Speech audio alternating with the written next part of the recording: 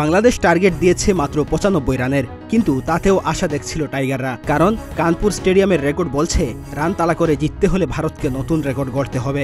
এই মাঠে এর আগে সর্বোচ্চ রান তাড়ার রেকর্ড যে কেবল ৮৩ রানের। হাতে ছিল ২ সেশন। টেস্ট ক্রিকেটের শেষ দিনের শেষ ২ সেশনে ৯৫ রান এত সহজ টার্গেট নয়, কিন্তু ভারত এই ম্যাচে যে বিশেষ ধরনের টেস্ট খেলেছে তাতে জয়টাই ছিল সবচেয়ে কাঙ্ক্ষিত, হয়েছেও তাই। শুরুতে ২ উইকেট হারালেও জয় পেতে এক সেশনও লাগেনি টিম ইন্ডিয়ার।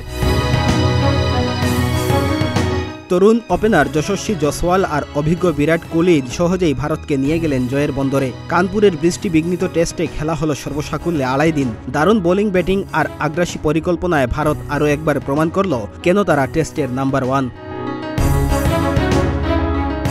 দ্বিতীয় টেস্টে টাইগাররা হারল ৭ উইকেটের বড় ব্যবধানে। এর আগে চেন্নাই টেস্টেও সফরকারীদের হারতে হয়েছিল ২৮০ রানের বড় ব্যবধানে। ২ ম্যাচের সিরিজে ধবল দুলাই হল নাজমুল হোসেন শান্তের দল।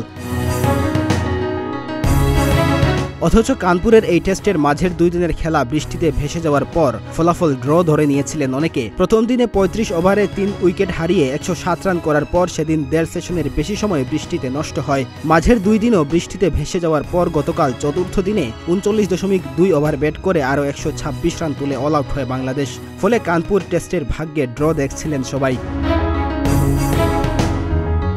কিন্তু ভারত এই ম্যাচের চিত্রনাট্য নতুন করে লিখল চতুর্থ দিনের দ্বিতীয় সেশনের পর থেকে। নিজেদের প্রথম ইনিংসে বিধ্বংসী ব্যাটিংয়ে মাত্র ৩৫ ওভার ব্যাটিং করেই বাংলাদেশের ২৩৩ রান টপকে ৫২ রানের লিড নেয় ভারত। মার্কাটারি ব্যাটিংয়ের সুবাদে টেস্ট ক্রিকেটে দ্রুততম ৫০, ১০০, ১৫০, ২০০ এবং ২৮৫ রানের বিশ্ব রেকর্ড নিজেদের করে নেয় ভারত। এরপর ভারত ডিক্লেয়ার করলে আবার ব্যাট করতে বাধ্য হয় টাইগাররা।